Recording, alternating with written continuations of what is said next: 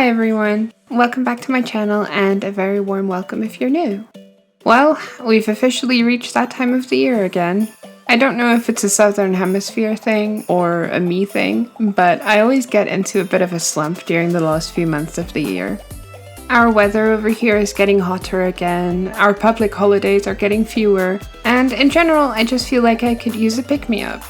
And whenever I start to feel like this, the creative part of my brain starts to itch for something cutesy and soft and colourful. So, as a little treat for myself, I decided to make a pastel J fashion doll. I hope you'll indulge me. I've made a few dolls like this before, most notably Mitsu and Musoke, but I always enjoy a trio, so let's make one more, shall we? Since Mitsu is inspired by Fairy Kei and Musoke is inspired by Pastel Decora, I wanted to give them a friend whose fashion falls somewhere in between. I often see people online getting Fairy Kei and Pastel Decora confused, and I can totally see why. Even though they're two distinct styles with differences between them, both fashions use beautiful pastel colors, and the clothing items worn in Fairy Kei are very often also seen in Pastel Decora outfits. What I think adds to people's confusion is the fact that these two styles can also be mixed together really well. Some fairies like to wear over-the-top cohorts where they incorporate some elements of Decora fashion, and Decora outfits can also feature Fairy Kei clothing pieces and have the characteristic triangular silhouette that Fairy Kei has such a big emphasis on. Combining the two styles like this creates a really cute mixture of dreaminess and fun that I just love, and that's what we're going for today. Because Fairy Kei doesn't typically incorporate a lot of darker colors like you would see in regular or even pastel Decora fashion, I stuck to a light pastel rainbow color scheme for this doll. Her outfit by itself is one you could see worn in Fairy Kei, but I used Decora as inspiration for her accessories. I want her to have a bunch of hair clips, bracelets, rings, pins, and bows all over her outfit. I'm also going to endeavor to make a doll-sized headset for the first time. And of course, we have to give her the classic nose band-aid and face stickers. With all that said, let's get into it. I was in the mood for something a little bit different, so to keep things interesting, I'm challenging myself and working on a doll base I've never used before. I want to combine this mini Decora girl's head with this LOL OMG Fierce body. I really like the LOL doll's body, but I've never been the biggest fan of their face sculpts. Similarly, I love the Decora girl faces, but the chibi body size and lack of articulation isn't my favorite, so a hybrid it shall become. To prep the dolls, let's start by giving them a buzz cut.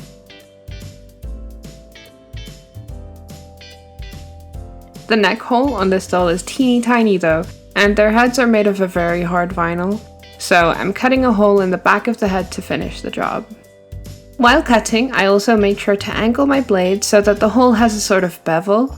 That and the triangular shape will make it easier to put the piece back in the right position.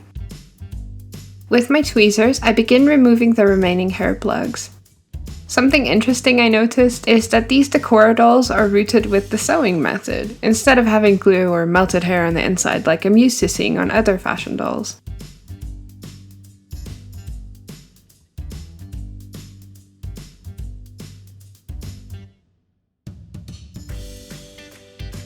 Decora girls don't have much of a neck peg, so I'm just gonna... With the head removed, we can soak a cotton pad in some acetone to get rid of the factory face-up. I also wipe away the blue paint on her scalp since I have another hair color in mind. Now we just do the same for the other doll. You can see here the LOL doll has really intense eye molding, which can be a bit restrictive when you're trying to make your own character. She does have a neck peg though, so I dunk the head into some freshly boiled water to soften the vinyl. Use a towel or something to protect your hands. The heads can get pretty hot. I squish and wiggle the head around to try and pry it off the peg. The vinyl became remarkably soft, but it still wasn't budging, so I ended up using my cuticle pusher to help me lift the vinyl lip inside the hole over the neck peg.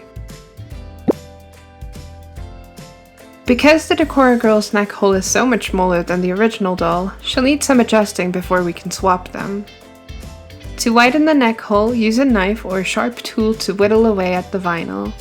At one point I even used some wood carving tools. If you're impatient like me, you could also use power tools like a Dremel. However, I did accidentally make the hole too big, so maybe don't be impatient like me. No.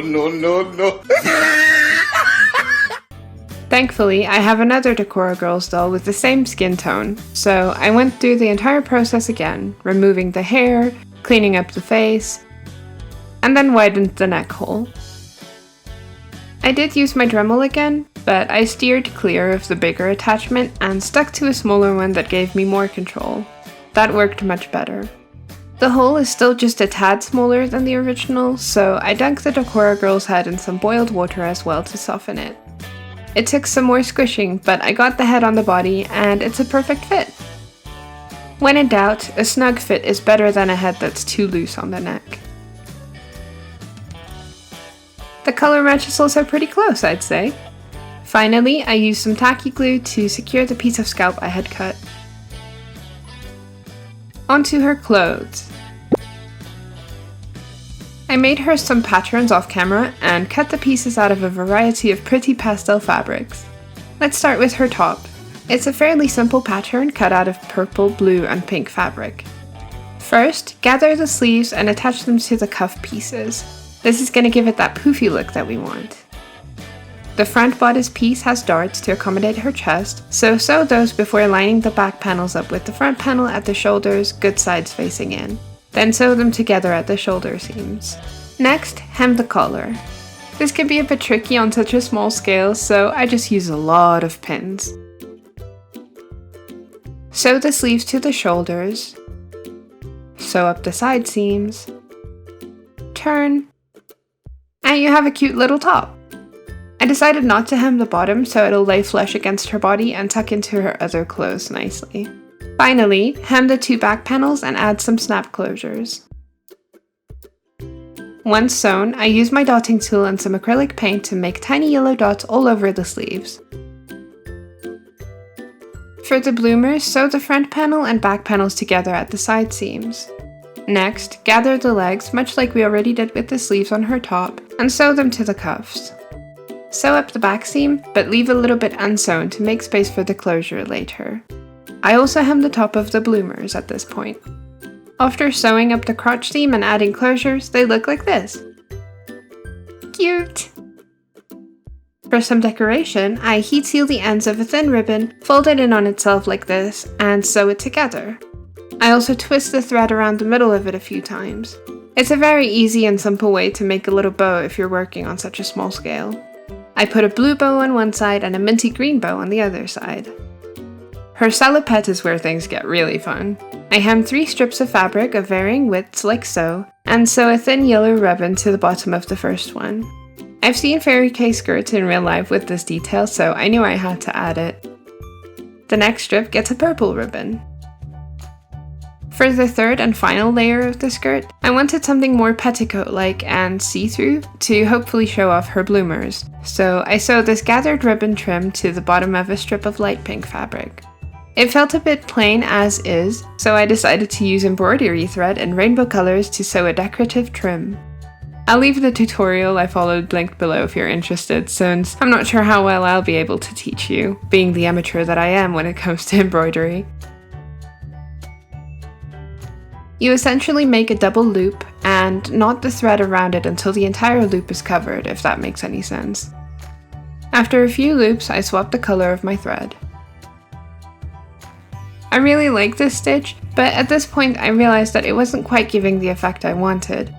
So I took everything out and started over with an adapted version of the same stitch. Run the thread through the fabric twice, and then underneath the first stitch you sewed 2 knotted around itself. For every stitch after that, run it back underneath the thread before pulling it taut. This gives it an almost braided look, and it sits flush against the fabric like I wanted originally. I alternate between the colors in a rainbow pattern, starting with green, then yellow, then pink, purple, blue, and back to green until I've covered the entire length of the fabric. Next, sew 2 curved pieces of fabric together at the top, right sides facing, To make the waistband. If your fabric is springy like mine, I recommend also top stitching it once you flip it over so it stays flat.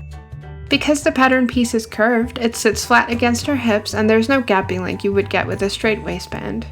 Sew all 3 strips of fabric to the waistband, right sides facing. Then sew up the back seam, leaving a little gap where the closure will go. With the skirt on her body, I also sew a ribbon on the inside to catch the crotch and keep it from sliding up.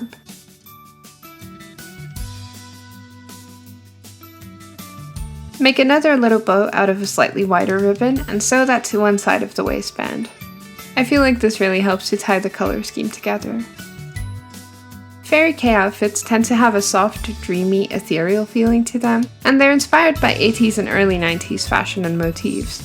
So I drew this little 80s pony in Photoshop and printed it on heat transfer paper. To make it easier for myself, I printed it in the shape of my pattern piece. I wasn't 100% sure which size would be better, but in the end I opted for the slightly bigger one. Start by cutting out the shape. Next, get a piece of cotton fabric that's double the size of your heat transfer, and remove the backing paper. Place it on the fabric and fold the other half of the fabric over it. This is just to protect the print against the heat, but you could also use wax paper or baking paper for this. Because I'm lazy, and because it's so small, I'm using my mini straightener instead of an iron. It works just as well. Fold the fabric double again and cut out the shapes so you have one that's printed and one that isn't. Place them right sides facing and sew them together. At this point, it would have been smart to sandwich the straps in between while you're sewing, but I forgot to do that. Turn the piece. Use an object to get into the corners if you have to. To help it lay flatter, this will need a top stitch as well. However, because I forgot to add them before, I'm first making the straps by adding yellow ribbon to this pink ruffly trim. Now I can use the top stitch to sew them to the top of the salopette. Finally, we can put the 2 parts together. Pin the front panel in place on the skirt and sew. I'm trying to line the new stitches up with the existing ones for a neater finish. Next, put the dress on the doll and gauge the placement for the straps in the back. Sew those to the waistband, and voila! I love the colors! I noticed that printing it so small made some of the little details disappear, so I'm going over the stars and dots in the background with a silver acrylic marker. And finally, the dress also gets some yellow polka dots. Next, she needs some socks. Get a rectangular piece of fabric and hem it. I'm using a piece of a real sock, so I only need to hem the bottom. I like to start the hem a little bit away from the edge because a lot of this fabric will be cut off later anyway. Place the hemmed piece around the doll's leg, good size facing in, and sew it tight against the plastic.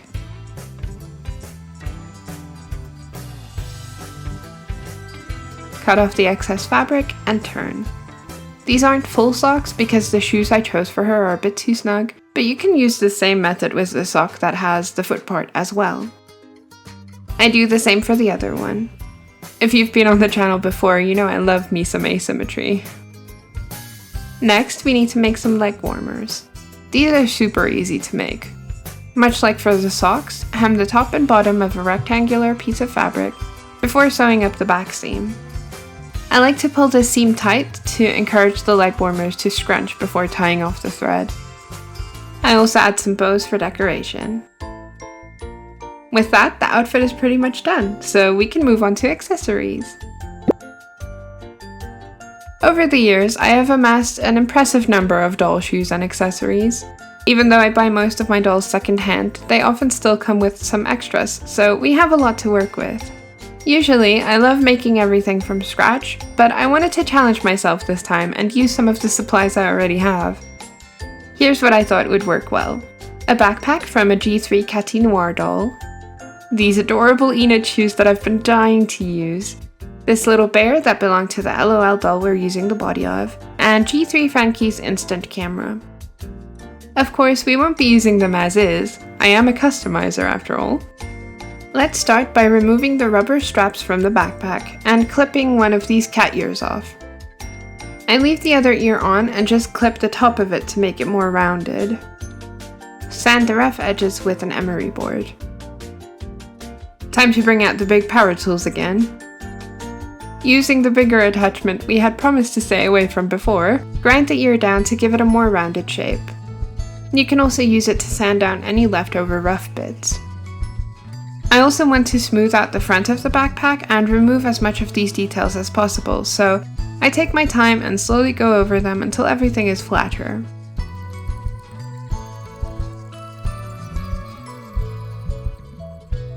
To replace the straps, mark where you'd like the new ones to go and drill a hole through the plastic. I made 2 holes at the top and 2 at the bottom. I also drilled a little hole through the ear, which will act as a place to hang the bear from. Mix together 2 equal parts of epoxy sculpt and use it to fill the holes where the old straps used to be. Water can be used to smooth it out and help it lay flat. I also place some epoxy all around this ear bit, smooth it out, and poke a needle through it to preserve the hole. Then, for the front of the backpack, I place a thin layer of epoxy inside the heart shape and smooth that out with water as well. The final detail to add, which I think really makes it feel less like Kathy's backpack and more like our own, is a ruffly trim around the heart. So, I roll a long snake of epoxy and flatten it somewhat, then add it to the outer rim of the heart. Make sure it kind of creates a lip that hangs over the edge. With a silicone tool dipped in water, I create little notches all around the snake of epoxy until it looks like this. Now we can set that aside to cure and move on to the little camera. It's very cute already, but the details on it are more suited to Monster High dolls, I think. So I want to add details in epoxy to make it even cuter. The design I'm going for was actually inspired by this gorgeous Instagram logo a fellow Fairy Kei fashionista I know made, so please go show him some love over on Instagram.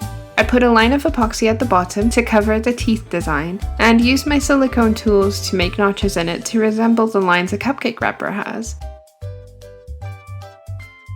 Next, I place some epoxy at the top and cut it with my cuticle pusher to look like frosting.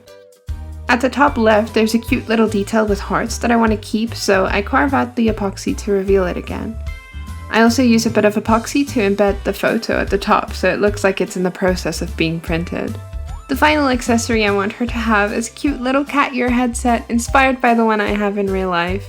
I am going to make this one from scratch though because I don't have a headset big enough to fit this doll's head. Alright people, the gloves are on, and you know what that means? It's epoxy sculpt time. Are you excited? I'm excited. Cover the head in some fabric and plastic wrap, and use wire or something to act as a base for your sculpting medium to cling to. Start by wrapping your base with a snake of epoxy. I'm leaving the very ends uncovered because I want to remove these pins later. Smush it down so everything is covered. Next, make 2 triangles and curve them slightly before attaching them to the headset. I take my time to really refine the shape and smooth everything out, and you can see the difference that makes. Set that aside to harden overnight. Once it's fully cured, we can remove these pins. However, at this point I realized that if I sculpt over her ears, I would never get the headset off again because epoxy is so hard. So they had to go, unfortunately. To keep it in place, tape the headset down before removing the pins. Make thick disc shapes out of the epoxy and attach them to the headset to look like earmuffs. Attach a slightly smaller and thinner disc to that and some half spheres. Finally, I add a little ball of epoxy to a wire, which I attach to the headset like so. Set that aside to cure again. With all that done, we can paint everything. Use a matte white spray paint or acrylic paint as a base coat for everything. For the backpack, I sketch out dripping frosting and the name Kandi, which is what I decided to call our doll. I usually like to reveal the name at the end, but since I'm already painting it here, I may as well tell you about it now. As you may know, Decora fashion is less concerned with which clothing pieces are being worn and way more concerned with decorating the wearer with a beautiful cacophony of accessories, patterns, colors, and textures. Most of what makes Decora is the OTT use of things like bracelets, necklaces, hair clips, and face stickers. You may have seen Decora fashionistas wear these big stacks of elaborate bracelets made from acrylic beads, which are called Kandi. Kandi with a K. It felt like the perfect name for our little cutie, and I wanted it to be on her bag too. Once I'm done painting all the flat colors, I go back in with a slightly darker mint green to add shadows to this ruffled edge. I use the same pastel color scheme to repaint her other accessories. Even though they were already cute, I still wanted to repaint the shoes to match everything else. I was actually inspired by these amazing Why Are You pastel rainbow platform boots. In real life, my headset is just pink, but I wanted Kandi to have something more colorful, so I paint the ears and earmuffs pink, the inside of the ears a light blue, and the headband a minty green. Once everything is fully dry, I cover it all in a coat of matte Mod Podge to keep the paint from chipping. But we can't stop there, we have to decorate everything. So I glue some polymer clay sprinkles onto the frosting part of her backpack, and some round plastic sprinkles onto the frosting of her little camera. I also replaced the hinge of the backpack with a pretty pink ribbon, since the original plastic hinge made the paint crack when opening it. The camera gets a cute tassel, and I fashion a strap out of colorful seed beads and thread. So cute! The holes I made in the backpack were a bit big for the wires I had, so I put a bead over the wire first to keep it from slipping out of the hole. I twist these wires into loops, and use some embroidery thread and beads to make those straps as well. For the headset, I cut the wires at the side shorter and twist them into loops. Then I start gluing all kinds of cute things to the headset. You can never go wrong with a few pom-poms and a bow. I also found this silly little heart in my stash that I thought could be adorable. The inside of the headset is a bit ugly, so let's cover that up with a nice ribbon and circles of pink fabric for good measure.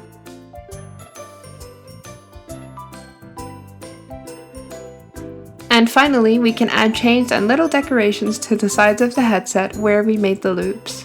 One of the things that drew me to this LOL doll was her amazing long nails, so I decided to give her a silver manicure.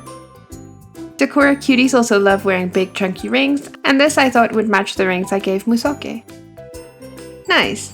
Let's add even more! I glue teeny tiny little plastic sprinkles to her nails for a pop of color, and a lilac bow as a ring on her left hand. And to mimic these ubi rings that are popular among Decora wearers, I glued the tiniest googly eyes I could find to her right hand. With all that done, we can switch gears and finally work on her face up. Take your doll outside and give her a layer of your preferred sealant. I can't get MSC in my country, so I use Citadel Color by Games Workshop. Also, remember to protect your lungs by wearing a proper respirator mask. I started by dusting some pink chalk pastels on her face around her cheeks, eyes, and nose, but in hindsight I should have used more red, I think. The pink doesn't really show up by the end of this face up, and I think it's because it's too light for her skin tone. I also used some pink inside her mouth and on her lips, and used pink and purple pan pastels where her eyeshadow will go. After that, I take her out for another coat of sealant. The pan pastels are so light that you can barely make out a difference in the colors, so I add some regular pastels over it in the hopes that it'll help. The idea is that her eyeshadow should fade from purple at the inner eye corners to light pink in the middle and a slightly darker pink at the outer corners. After another layer of sealant, I take a watercolor pencil to sketch out the shape of her eyes. These dolls have huge round eyes, so I'm trying to make them ever so slightly more almond shaped by drawing the upper lash line lower than it actually is. The lower lash line gets drawn higher to give her that cute Aegyo look that I love so much. I also want her to have big anime lashes, so I sketched those in. And because I haven't done these in a while, let's give her cute blobby eyebrows. Next are the irises, and I'm taking full advantage of this doll sculpt and making them humongous. I have cute details I want to add to them, so I need the extra space. So that she's looking forward, I leave more of the eye whites visible on the outer corners of her eyes.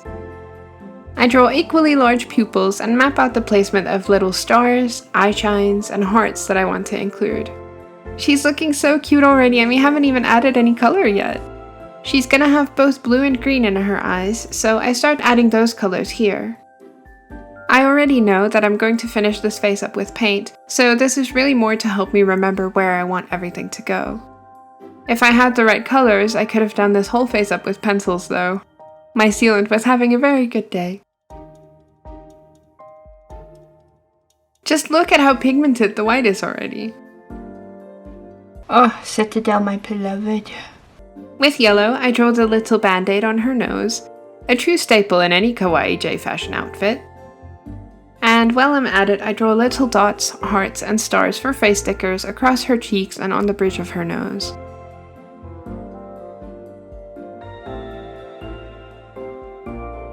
Okay, let's switch to paint. With a light purple and a teeny tiny brush, I paint her eyeshadow. Next comes the light pink in the middle, and I try to feather out the paint with some water in circular brush strokes. I also mix in between shades to create a smooth gradient between the colors. It's easier said than done with acrylics, but I managed to get there in the end. Oh, it's gonna be so cute. I'll make like a cute gradient, but then it takes hours. The gradient looks nice though. It took a really long time, but doesn't she look adorable? I used the same light purple for some of her face stickers, like this heart. And I used pink and my dotting tool to fill in the pink heart sticker. For a bit of shine, I used metallic blue for some of the dots and fill in her mouth with a darker rose color. Next, we can add color to her eyes. I use a few shades of sky blue, starting with the darkest at the top of the iris and the lightest at the bottom. She also gets a little bit of green for variation. While I'm busy with the blue, I also paint this line below her eyes. I guess this would be some eyeliner in real life. I use my dotting tool and light purple paint to fill in her blobby eyebrows. With a light yellow, I fill in the star stickers on her cheeks and the nose band-aid, and add some detail with a darker yellow. She gets a little bean-shaped highlight in her iris, and I finally fill in her pupil and lash line with a darker purple. Normally I would use black for this, but much like I did with my Azali doll, I opted for a lighter color because I like how much it softens her face. Black can be a bit harsh for some dolls. I give her a yellow line right above her lashes like I did for Mitsu as well. They're friends, right? So maybe they share makeup sometimes? After that, I darken the other lines I drew for her eyes, like the eyelid creases and the inner eye corners. With a color slightly lighter than her skin tone, I add highlights to her nose, under her eyes, and around her eyebrows, then use a kind of pinky tan color for her waterlines. Brighten her eyes with some white, and add those pretty anime eye shines. I also add little pink hearts, yellow stars, and as a final touch, some big white catch lights. Some pink lipstick to match, and her face up is done. I don't always do this, but I wanted them to be shiny, so I paint some gloss varnish on her lips as a final touch. This doll's head is extremely hard, so I opted for gluing hair directly to the scalp instead of rerouting. And it is at this point that I began the long and arduous journey of making the yarn wefts for this doll. I wanted her ponytails to have a cute ombre effect, so I had to make many yarn wefts in various shades of purple and pink.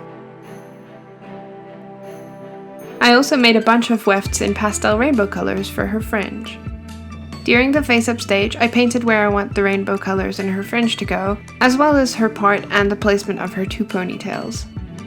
Begin by gluing tiny wefts to their corresponding colors on her head. The first row of wefts should face away from her face. Then, begin gluing forward-facing wefts on top of each other until you meet the weft at the back of the fringe. Repeat this for all the colors. Heat up a flat metal object, I'm using a butter knife, and flip the last few wefts forward and press. Repeat that for all of them. Heat, flip, and press. I found it easiest to go color by color. This creates one side of a parting in her hair and hides all the ugly ends. Next, I make her ponytails. Grab a thick string or piece of yarn and cut it a bit shorter than you want her ponytails to be. I embedded a pin in the ends of mine to make it easier to attach it to her head. Then, much like you would do when making a tail, start gluing wefts around the circumference of the yarn. I started with pink since I want her ponytails to be pink at the ends. Work your way up the yarn, leaving about 1 centimeter or ½ centimeter between each weft. Once one color runs out, I switch to the next one in the gradient I made. Each weft also hides the ugly part of the weft below it, so it actually comes out looking really seamless if I do say so myself. Eventually you will reach the top and it should look something like this. Moving back to the doll here, I used the leftover purple wefts and glued them all around the hairline, including the part in the middle and the part against her fringe. Because she's getting ponytails and because she's going to wear a headset, I didn't bother filling in the rest. It would be too thick, and with the ponytails it's not visible. Widen one of the factory routing holes with a thick needle. Then put some glue on the tip of the ponytail and smush it into the head. I'm using tacky glue that dries quite fast, so I'm just holding it in place for a few minutes so it doesn't plop over. Once they're securely attached, I go back in with my heated butter knife to flip the wefts back towards the ponytails. In between, I also use my pet brush to tame them so they stay nice and smooth. Now we can tie them up with a little piece of yarn. And she has 2 beautiful long ponytails. I trim the fringe, curl the side pieces inwards with a heated metal chopstick, and curl the ends of the ponytails as well.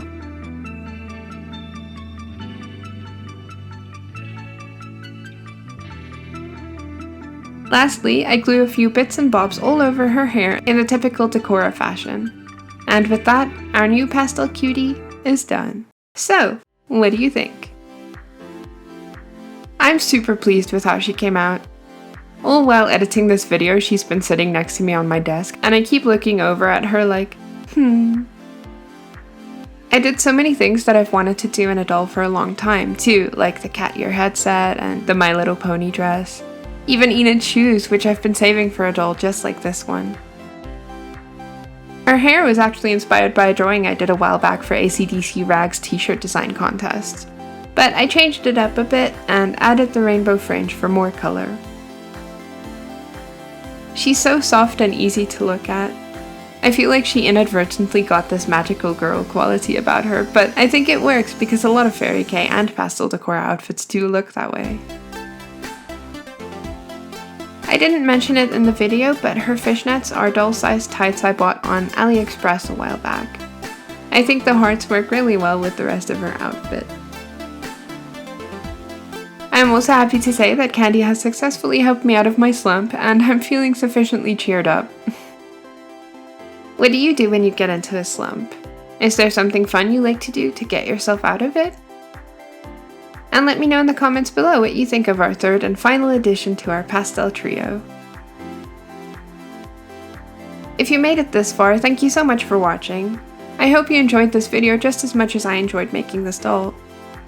If you liked this video and you think I deserve it, please leave a like or a comment, and boop that subscribe button if you want to see more videos like this one. We've moved into spooky season now, so let me know in the comments what your Halloween plans are. We don't celebrate Halloween in my country, sadly. Let me live vicariously through you. There's also a lot of bad stuff going on in the world right now, so more than anything, I hope you will stay safe and happy this October. Look after yourselves, spread some love, and as always, stay golden. I'll see you next time. Bye! This chair. Okay, bye. I just wish I had more colors. I'm getting to the point where I need more pencil colors. Every time I do a doll, I'm like, I should buy more pencil colors. But then I do the paint and I'm like, I don't need pencils. It's okay, because she has a really big head. So that also helps a lot. No, really. It's really nice drawing on such a big face. I have so much real estate to work on with this head.